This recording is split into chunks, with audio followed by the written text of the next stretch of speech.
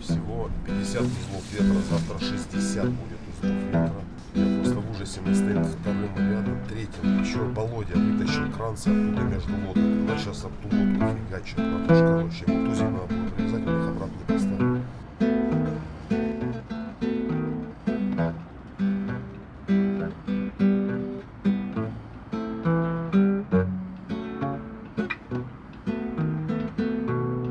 Привет! Уже 5 лет я живу на яхте, путешествую по миру, встречаю интересных людей и открываю невероятные места. Сегодня мы подведем итоги этого опыта, я отвечу на самые популярные вопросы и постараюсь рассказать о плюсах и минусах жизни под парусами. Погнали!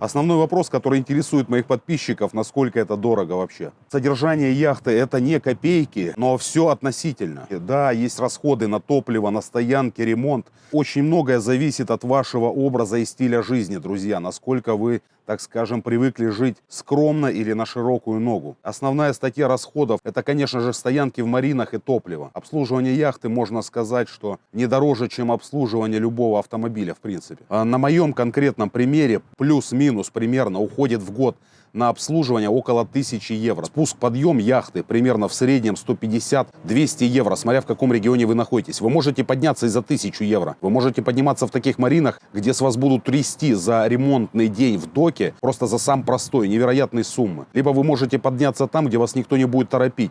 Заменить аноды, свинцово-оцинкованные пластины, которые нужно менять хотя бы там раз в год или 2 года. Там уж сами. Ну, примерно на мою яхту стоят там в пределах сотки. Провести ревизию селл-драйва, собственно, если не требуется никаких замен, я имею в виду, кроме масла, так скажем, не нужно менять сальники и так далее. Ну, это не очень дорого. Материалы вы можете покупать на свое усмотрение, но в среднем, образно говоря, где-то подъем, значит, и спуск 130 евро поднять, 130 опустить. Считаем 260 евро.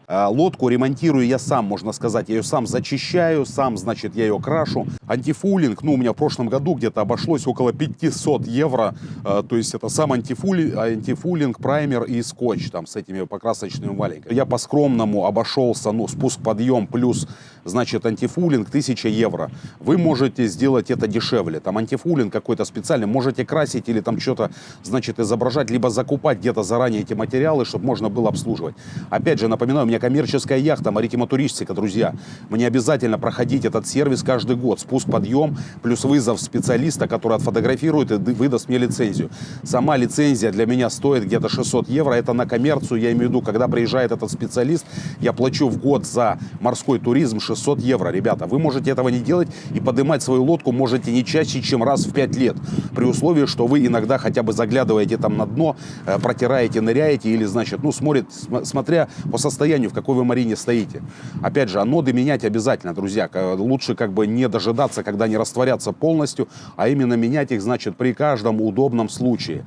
Поскольку там есть какой-то процентаж, значит, когда, собственно, они уже не работают так, как должны. Не ждите, когда их сожрет электричество полностью, поскольку оно начнет жрать ваше, значит, электронное оборудование. Оно будет выходить из строя, друзья. Будет жрать винт, будет жрать, значит, подрульку и так далее. Поэтому аноды обязательно менять, друзья. Еще раз напоминаю, лодка 45 футов, здесь косарь. Не самая старая, но и не самая новая, друзья. Это то, что нужно помнить. Для того, чтобы, собственно, вам обслужили ее сами типы, примерно где-то 1,5 косаря будет стоить сегодня. То есть прилетят специально натренированные ребята, вам зачистят, зашкурят, сами все покрасят, 1,5 с вас возьмут, плюс-минус. Можете где-то покрасить за 2 и так далее. Вы можете красить в дешевых местах. Например, в Тунисе спуск-подъем стоил 30 евро. То есть и покраска со всей этой фигней там обошлась не более чем в 500 евро. Поэтому у них там своя какая-то краска, то есть там специально ребята все четко покрасили, сделали, все круто. Друзья, антифулинг не отвалился. То есть и коррозии лодка не подвергалась. Вот такая тема. Но еще раз говорю, что если вы педант, так скажем, и вам обязательно поднимать лодку раз в год, можете делать. А 1 раз в 4 года желательно делать, в 4 года, в 5 лет желательно делать полный, значит, антифулинг. То есть стирать ваше покрытие вместе, значит, с этим до гель-коута, значит, шлифовать, полировать лодку, значит, где-то, если нужно, шпаклевать и, соответственно, покрывать все по новой. То есть праймер, это очень важно, то есть вот он дает адгезию, то есть это для более хорошего сцепления. Праймер — это грунтовка, Йошкар-Ола, грунтовка, ребята. А вот такая тема. Так что, смотрите, 45-ка лодка косарь евро в год на обслуживание. Вот. Это при условии, что ничего не ломалось. Замену масла можно сюда же вкрутить, оно не очень дорогое, там 5 литров, грубо говоря, этого масла будет стоить там, 50 евро примерно. 5 литров вам, значит, в мотор, в сейл-драйв, там, в генератор, плюс-минус, там что-то около того, друзья. Фильтра, кстати, там по 5 евро, 5 евро, какие-то за 3,5 топливные, значит, фильтры и так далее. Там не очень все дорого, друзья, просто сама заморочка. Если вы будете это делать сами, вы в состоянии это делать, выйдет намного дешевле, чем вы будете значит, вызывать специальных васьков. Но если вы сами не справитесь, специальные васьки вам могут помочь. Поэтому дорого или дешево, ну, решайте сами. Дальше. Безопасно ли, то есть второй вопрос, безопасно ли жить на яхте? В первую очередь, ребята, безопасность зависит действительно от вашей подготовки, насколько вы скилловый человек и насколько вы можете предотвратить или предупредить какие-то поломки, друзья. Все зависит от ваших скиллов, когда вы можете заранее предусмотреть, когда поменять, значит, секоки и так далее. Но на самом деле это небольшой секрет, это не надо обладать какими-то знаниями, просто обычно существуют некоторые чек-листы и сервисные, значит, книжки, когда ты можешь знать по ТО, когда у тебя подходит времени замены той или иной детали, значит, у тебя есть моточасы и так далее. Поэтому ты можешь за этим, за всем наблюдать сам. Либо же позвать Василька. Василек это сделает. Ну, специалист, я имею в виду, технически. Не стесняйтесь к ним обращаться, если действительно вы в чем-то не шарите. Один раз вы увидите, как Васек меняет масло, и сделаете сами это, значит, более, так скажем, аккуратно, либо же, значит, точно, педантично и дешево, и, значит, скромно. Но если вы прошаренный тип, можете просто посмотреть на ютабчике какие-то основные приколы. Они там, слава богу, есть. Благодаря таким чувакам, как капитан Герман, он многие технические моменты по яхтингу освещает, за что ему отдельное спасибо. Самые лучшие, значит, сервисные истории обслуживания я как раз-таки изучал у него, друзья. У него есть большой опыт. Также рекомендую обращаться в случае чего к нему за рекомендацией. Серега, тебе большой привет. И к другим, конечно же, чудачкам тоже. Другим, значит, яхтсменам, которые ведут каналы, посвященные яхтингу. И которые не просто, так скажем, теоретики какие-то там сидят где-то в офисе, а действительно, которые ходят, значит, и живут, как бы, живут этой не то чтобы жизнью, но живут на воде. Хотя и здесь, может быть, как вам сказать, некоторые моменты из-за невнимательности людей, ну, я в том числе, некоторые моменты я только начинаю узнавать, как это работает на самом деле. Не без этого, друзья, не без этого вас ждет мир полный открытий. То есть каждый раз вы будете открывать для себя что-то новое. Обнаруживать разные штуки и устранять их, как это сделал и я. То есть 3 года я искал, где у меня течь, оказывается, через 3 года я ее нашел, причем случайно, друзья. И чем самым, собственно, сделал большое открытие. А я переживал, что с моей лодкой что-то не то. А на самом деле просто нужно было быть чуть более внимательным. Все. Правильная навигация, прогноз погоды и техническое состояние лодки – это самые лучшие ваши друзья. Многое от этого зависит. Не забивайте, друзья, ни на прогноз, ни на погоду, ни на тот регион, в котором вы находитесь. Если вы знаете, что вы находитесь в определенное время в регионе, где идут шторма, и не предпринимаете попыток защитить себя и, значит, лодку, то, ну, о какой безопасности тут вообще речь идет? Либо вы заливаете шары, как опытные капитаны, значит, и без сознания валяетесь в тряпках все это время, друзья. Такое тоже может быть. Поэтому многое зависит от вас. Напоминаю, что страховки, друзья, не покрывают, так скажем, расходы, связанные с тем, что капитан залил за воротник, значит, либо употреблял какие-то вещества.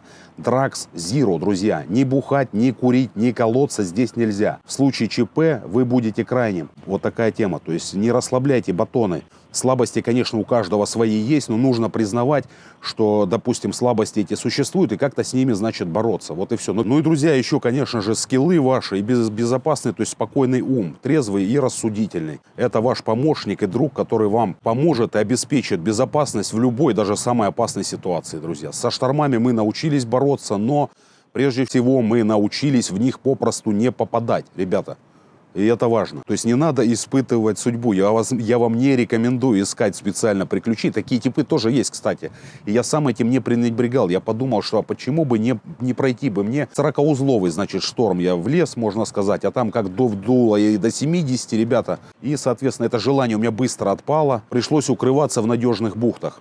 Слава богу, они были поблизости. Поэтому по поводу безопасности, друзья, не переживайте. Если вы адекватный тип, вы справитесь. Практически со 100% вероятностью могу вам это гарантировать. Практически со 100%.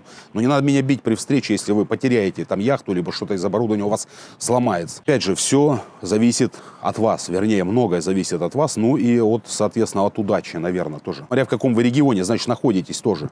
Если вы решите сейчас поплавать в некоторых странах, грубо говоря, там, где живут ребята, сейчас не буду говорить, какой национальности, которые, значит, из пулеметов могут расстреливать все, что двигается там это, а потом мне предъявлять за то, что я не предупредил. Но это от вас зависит, куда вы и когда идете, ребята. Понимаете? Как быть с личной жизнью, друзья? Личная жизнь на яхте – это отдельный вопрос, ребята. Все зависит от того, какой вы человек, так скажем, насколько вы общительны. Но мне кажется, что даже самому, так скажем, скрытому человеку здесь не получится остаться уж совсем незамеченным от особей противоположного пола, понимаете? На самом деле все они активно проявляют интерес и стремятся, конечно же, разузнать, как вы тут живете и как у вас вообще тут все здесь устроено. Поэтому любопытных людей везде хватает, и уже от вас зависит, насколько вы будете согласны посвятить того или иного человека в свои планы или вообще показать им свою жизнь. Жить на яхте одному или с кем-то – это ваш выбор, только ваш выбор. Если у вас есть партнер, который разделяет ваши интересы в этом вопросе, то, конечно же, так, наверное, интересней и веселее. У вас будут надежные руки, значит, кто сможет вам приготовить что-то, поддержать, либо посторожить. И это очень важно. Ну, также вы можете себе найти какую-нибудь головомойку, друзья. Вам будут мыть голову по 3 раза в день, в переносном смысле, и вы от этого будете не очень рады. Но, к счастью, вы сможете свалить в любое время, сказать ему: ну-ка, отвяжи, пойди вот ту веревку или принеси песочку родной. И отчалить. Если у вас есть близкий человек, который разделяет ваши интересы касаемо яхтинга, путешествий и смотрит с вами в одну сторону, ребята, это невероятно великолепно. Но если вы, значит, одинокий человек и стремитесь к какому-то приватному, так скажем, отдыху, я вам отвечаю, что более приватности вам никакое транспортное средство в мире не способно обеспечить, друзья. Ни самолет, ни автомобиль, значит, ни даже мотоцикл. Хотя велосипед может быть в какой-то степени, но то такое. Что делать с работой, друзья? Тоже частый вопрос, где брать бабулетки, харчеваться, где мы будем, значит, это. Я совмещаю, значит, свои путешествия, конечно же, с ведением блога, друзья, канала, вот через который вы меня наблюдаете. Не все мои потребности закрываются пока еще с помощью него, но я надеюсь, этот жизненный этап, так скажем, или уровень не за горами. Уже какие-то минимальные, так скажем, задачи канал выполняет, друзья. Приносит он мне ни много, ни мало, если рассчитать, так скажем, все доходы, связанные с каналом, в том числе побочные, где-то 500 евро в месяц мне может приносить мой канал. Считайте сами, это много или мало. Соответственно, не то, чтобы я хотел бы, конечно же, немножечко больше, поскольку их не хватает для того, чтобы закрывать все мои потребности. Значит, но тем не менее, маемо, что маемо, как говорят у нас. Таким образом, я закрываю какую-то часть своих расходов, а это стоянка в марине, друзья, и оплата хотя бы телефонов. Ну и дальше кручусь уже по возможности. Также я оказываю, значит, услуги капитана, друзья, и, значит, морских путешествий и перевозок. Оказываю некоторые консультации, помогаю людям выбирать яхты, значит, стимулирую их на этот и помогаю людям заводить свои каналы, друзья. Некоторые из них успешно уже путешествуют или идут в этом направлении. Многие из них уже стали капитанами. Значит, я не говорю, что много из них уже обзавелись своими яхтами, но тем не менее мои ученики, кому я уже преподаю, делают первые шаги в этом направлении. По крайней мере, даже в этой марине местный человек, португалец, купил свою яхту не так давно, значит, и я его наблюдаю каждый день. Ходит, здоровается и улыбается. Живет сейчас на ней со своей собакой. Яхта не то чтобы не очень дорогая там или хорошая, но тем не менее 32-футовая Бавария, друзья, старенькая, подушатанная, но он ее потихонечку пилит. Занятие, по крайней мере, на несколько лет он себе нашел. С чем я его и поздравляю. Надеюсь, если получится, взять у него какое-нибудь небольшое интервью, и он поделится с радостью, наверное, этим опытом с нами. Поэтому, друзья, я совершенствуюсь в этом вопросе, ведение блога и так далее. Вообще, я представлял себе это немножко иначе, друзья. Мне казалось, что даже на самом первом, так скажем, этапе мне уже будут поступать предложения от компаний, которые выпускают яхтенное оборудование, шьют паруса и так далее, ремонтные мастерские и все остальное, все, что связано с яхтингом. Но пока еще каких-то больших предложений мне не поступало, я с радостью бы рассмотрел любой из них, протестировал бы любое оборудование, если бы мне было такое предоставлено, и дал бы свою, так скажем, не то чтобы экспертную на данный момент, уже оценку, друзья. Но, к сожалению, пока еще амбассадором каких-то, значит, яхтенных ништячков мне стать не удалось. Но я думаю, что все еще у нас впереди. Ведь сердце верит в чудеса. Ну и жизнь на яхте заставляет искать новые форматы. По крайней мере, что я вам скажу, железобетонно точно, если вы походите какое-то время в каком-то регионе на своей яхте, то вы можете стать одним из ведущих экспертов в области авторского туризма, друзья. У вас, скорее всего, появятся подписчики, люди и поклонники, которые с радостью с вами отправятся при первой возможности куда-нибудь, посмотреть то, что вы можете им предложить. Делайте это, туризм развивается, и на самом деле это очень-очень радует. Свобода передвижения, это имеет значение, как и свобода слова тоже для некоторых людей. Ты можешь просыпаться в одном месте, а засыпать совершенно другом. Ты можешь видеть сегодня закат или восход, звездное небо с одного ракурса, завтра с другого. Я вам просто хотел бы напомнить, что основная часть, так скажем, нашей поверхности Земли – это вода, друзья. И вот, собственно, если у вас есть скиллы, когда вы можете двигаться морскими путями, раздвигаете для себя горизонты, то есть вот этот горизонт, за которым вы ничего не видите, становится для вас, как будто вы его можете взять и подтянуть поближе и рассмотреть, что там находится. Вот что дает яхта. Какие-то другие моменты вам придется считаться, друзья. Вот эти таможенные проходы, значит, эти обыски, всякая вот эта шляпа в аэропортах. Не переношу на дых, не могу, то есть смотреть на лица этих ублюдков, которые там трясут всех. Может, они делают страну безопаснее, да, но делается это, сука, варварскими методами. Вас, бля, раздевают, заглядывают в очко вам и куда угодно светят рентгеном. То есть это унизительные процедуры, друзья, которых я стараюсь максимально избегать. Но просто эти процедуры действительно унизительные, когда тебя начинают подозревать и тебя пихают, тут ждите, тут подождите, там жарко, тут. Поэтому прежде чем куда-то лететь на самолете, ребята, у меня начинает все тело чесаться, друзья. Как начинают проходить какие-то вот эти досмотры, я вам отвечаю, это для меня пытка. А если лететь еще много часов, там, чуть более 10 примерно, я имею в виду, вы просто, я охреневаю, ребята, в дороге. Если 2 или 3 пересадки, то все, вообще катастрофа, друзья. Я очень боюсь летать, боюсь самолетов и депрессирую по этому вопросу. Я поеду на велосипеде даже, если это можно, но лишь бы не на самолете. Лишь бы не видеть эти лица. Даже внутри страны ты, когда передвигаешься, тебя начинают трясти там. То есть тебя выворачивают наизнанку. Вопросы от сотрудников разных служб: докажи, что ты не лох. И начинаешь ты с ними там общаться на эту тему. Не хотелось бы. Дальше, природа, друзья. Плюсы — это природа. Ты действительно живешь всегда на природе. Ты в тесном контакте с водой и, значит, вселенной. Воздух другой, друзья. Небо другое, звездное. Значит, при переходах, то есть ты можешь понюхать все континенты, как они пахнут. Ты можешь понюхать открытое море, и ты можешь почувствовать запах, когда подходишь к любому из континентов или городу, чем он пахнет, друзья, на расстоянии. Если ты находился длительное время в переходе, в морском, поверь мне, ты его ощутишь. Знаете, чем он пахнет, друзья? Как будто быть тюрьмой, ребята, как санными матрасами или клопами. Пахнет цивилизация, когда ты к ней подходишь. Основная масса типов, которые живут здесь как бы постоянно, этот запах уже не чувствуют, как и тюремные сидельцы. Они к нему привыкают. Но человек, зашедший, значит, на тюрьму, значит, с улицы, он почувствует этот запах, друзья, почувствует сразу, и он его ни с чем не перепутает. Вот примерно так пахнет цивилизация, друзья, так пахнут города, к которым вы подходите с моря, и вы почувствуете этот запах. Здесь его ощутить нереально, друзья. Вы его ни с чем не спутаете и никогда не забудете. Но, собственно, природа — это неописуемо, друзья. Тут рекламировать, так скажем, нечего практически, я имею в виду. Вернее, невозможно описать всю красоту этого великолепия, ребята. Потом, минимализм, друзья. Ты избавляешься от всех вещей, которые ты считаешь как бы необходимыми, либо без которых жить нельзя, тебе казалось бы.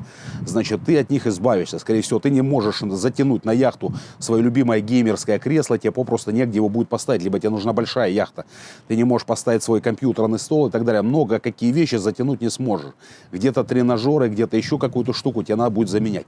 Также вещей ты сможешь взять с собой по минимуму, поскольку тебе нужно заботиться о том, чтобы также не только ты, но твои гости, члены экипажа и так далее смогли разместиться.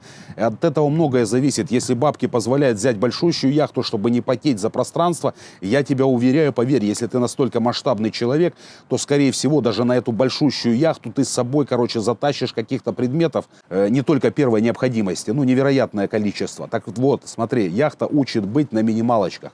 Ты выбросишь практически все, что тебе не нужно. И вообще стремиться к тому, чтобы вся твоя личная жизнь умещалась в ручную кладь, примерно хотя бы. То есть телефон, ноутбук, возможно, камера, значит, какие-то сменные носки, трусы. И, в принципе, зубную щетку или пасту ты купишь на первой остановке, когда тебе понадобится. Просто твоя жизнь должна умещаться примерно вот в чемоданчик для того, чтобы быть мобильным и не привязываться к местам, когда тебя могут прицепить за какое-то имущество, грубо говоря, какие-то чувачки, и начать тебе делать козя-бозя.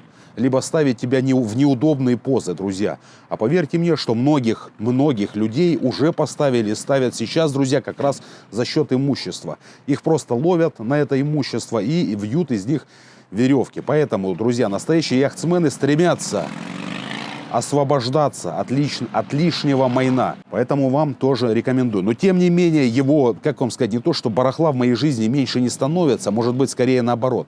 То есть я обрастаю разными баллонами, BCD, то есть нырятельные костюмы для рыбалки, для охоты, инструменты, всякая шляпа, компьютеры, ракетницы, там, дымы, свистки, рации, и все, что с этим связано, друзья. Тут тоже оборудование столько, что вы охренеете. Я вам позже как-нибудь покажу, что мы здесь имеем в наличии.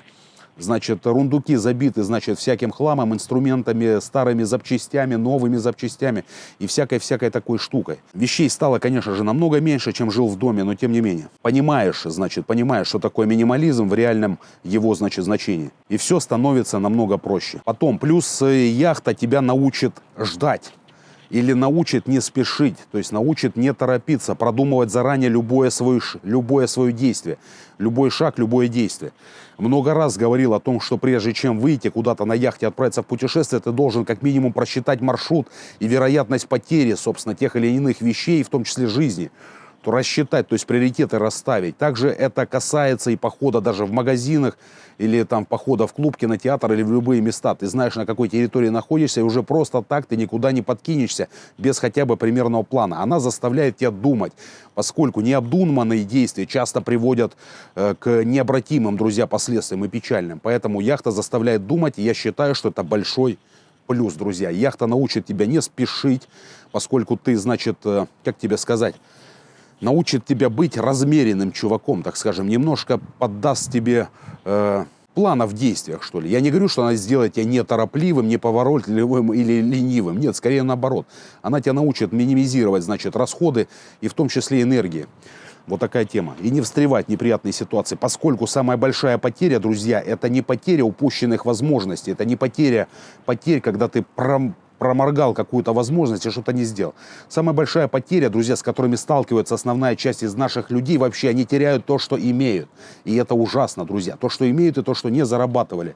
Бабушкины квартиры, мамины квартиры с папой или так далее. То есть им что-то досталось, и они с этим расстаются. Причем, не то чтобы легко, грубо говоря, у них просто отжимают, друзья.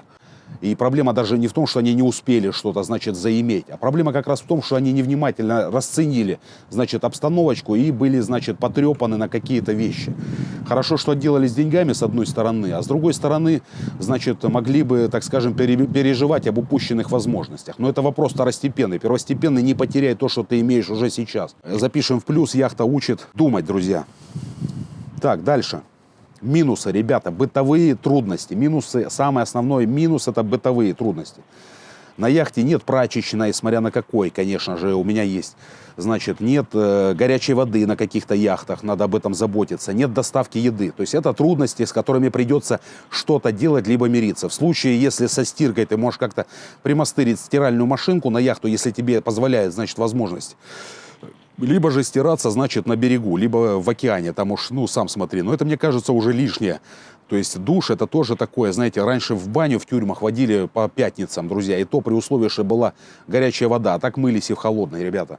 Я понимаю, что это плохо, надо мыться 2 раза в день, а то и 3, когда необходимо, но, собственно, как вам сказать, вы можете себе это обеспечить. Я надеюсь, если вы человек, так скажем, хоть немножко адекватный, вы, скорее всего, озадачитесь этим вопросом, и в течение самого короткого времени вам удастся решить любой вопрос с душем или со стиралкой. В крайнем случае, ходите в марину, стирайтесь. Я встречал даже такие лодки, которые ходят по 100 лет. Друзья, напоминаю, 100 лет. Я встретил недавно лодку, стояла здесь со мной. 100 лет она ходит в море, ребята. Английская лодка. Так вот, у чувачков нет на яхте туалета, нет на яхте душа, друзья. Но есть кухня. И как-то ходят по маринам, и все, у них там каждый день стоянка в марине. Они пришли, поспали, приготовили, значит, и в туалет сходили на марину, если что. Либо к соседям, друзья. Короче, ну, это может стать, конечно же, вызовом. Потом, постоянные ремонты, друзья, или поломки каких-то штук. Яхта — это, блин, большой дом. И еще плюс дом с мотором и с разными штуками, с парусами. Не у всех дома есть паруса, но, тем не менее, все оборудование, которое вы имеете дома, скорее всего, будете иметь на яхте. То есть это краны, это, значит, электрическое оборудование, значит, и многое-многое другое. То есть я имею в виду газовое оборудование и все такое. Оно все, значит, крутится, вертится и выходит из строя. То, что активно используется, оно ломается чаще, чем то, что не используется. Опять же, вы можете относиться бережливо, либо забивать болт тупо на свою яхту, и вам придется, значит, не то чтобы поломки как-то устранять, значит, а именно уже менять какое-то оборудование на новое. Ну и опять же, до оборудования никто не исключал. Обслуживание, в том числе спуски, подъемы, вот эти штуки добавляются. Потом социальная изоляция. Для кого-то это минус, для кого-то плюс. Терновый куст — мой дом родной. Друзья, меня больше напрягает присутствие в моем окружении каких-то опасных, радикальных людей. Самые опасные люди — это безумцы. Те, которые думают, что они что-то понимают. То есть они с дуру могут наломать дров, они даже не заметят, что происходит что-то не так. Они не могут наблюдать, вернее, они не могут, значит, ощущать, насколько, значит, опасность, ну, вот этих, так скажем, их заблуждений опасны для окружающих. То есть он может вам, получив сигнал, значит, из телевизора, грубо говоря, от Соловьева или еще от кого-нибудь, он может пробить вам башку, подумав, что вы какой-то, значит, шпион, потому что вы тоже никому не стремитесь навредить. Поэтому, друзья, социальная изоляция, я считаю, с одной стороны, большим плюсом возможность отодвинуться в любой момент на свободу, поскольку ты как человек, я как человек, стремящийся к добру, друзья, мне свобода нужна не для того, чтобы, собственно, кому-то ходить, кого-то напрягать, а вот этим вот социальным, так скажем, изолятором, которые, значит, это будете напрягать, когда ты не делаешь то, что им нужно, они будут расценивать как предательство и пробьют тебе голову.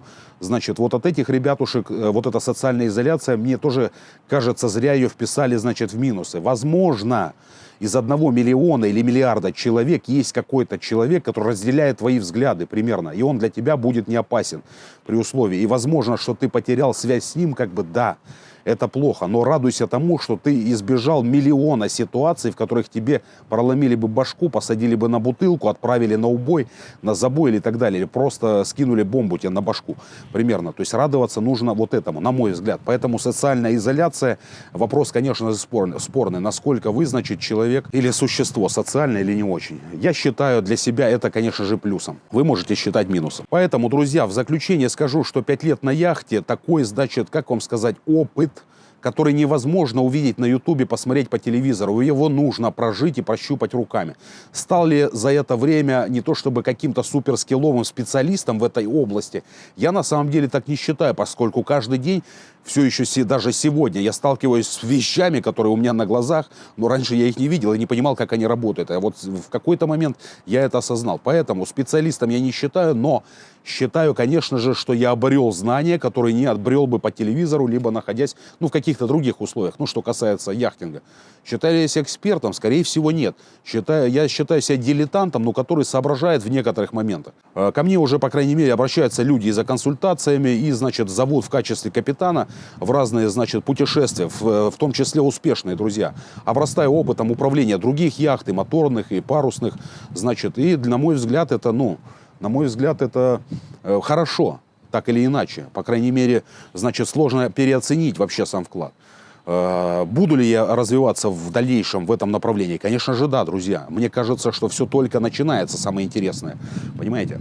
Вот такая тема. Поэтому, подведя итоги, друзья, ни в коем случае я не жалею об этом. Хотя некоторые не жалеют, что вон и где-то и ноги потеряли, и осколок выхватили, полжизни, значит, уничтожили, угробили. Ну, такое тоже бывает, друзья. Нет. Я, наоборот, этому рад, вижу большие перспективы. Сердце верит в чудеса, друзья. Что я стану таким амбассадором какой-нибудь яхтенной верфи, либо же, значит, компании, которые производят какие-то, значит, электронные или не очень, вообще любые, хотя бы защелки, задвижки, значит, или всякие крутилки для яхт, друзья. Да хоть веревки, друзья, производят, с радостью будем тестировать и веревки, и все, что с этим связано, и якоря. Поэтому трудности были, их было много, друзья, но плюсы перевешивают. Это краткий итог. Плюсы, которые, значит, мне удалось выхватить в яхтенной сфере, они намного перевешивают любые минусы, с которыми было связано. Опять же, ну, память такое, как вам сказать, такой инструмент, что много плохого не помнит, старается забыть. Память старается задвинуть это куда-то на задний, так скажем, план. А, собственно, хорошие эмоции, положительные впечатления, да, выдвигают, друзья. Особенно, когда ты открываешь спустя какое-то время, открываешь какой-то ролик, либо же снятое видео, которое не отмонтировал, и вспоминаешь свои эмоции там. Слезы наворачиваются на глаза, отвечаю. Вот если вы человек сентиментальный, то, скорее всего, вы не останетесь равнодушным, это 100%. Вы не останетесь равнодушным. То есть таких впечатлений, я не знаю, где еще можно просто получить. Главное, друзья, в моей жизни, мне кажется, любить море и уметь адаптироваться к любым трудностям. Мне кажется, любому человеку, в принципе, это по плечу. Я не считаю себя каким-то особенным. Я примерно среднестатистический, так скажем, глубинарий, если можно так выразиться, но который что-то, значит, где-то подсмотрел. Поэтому, если у вас остались какие-то вопросы, пишите, пожалуйста, в комментариях, я с радостью на них отвечу, если я знаю на них ответ. И подписывайтесь на канал, вас ждет много интересного. Все, с вами был я.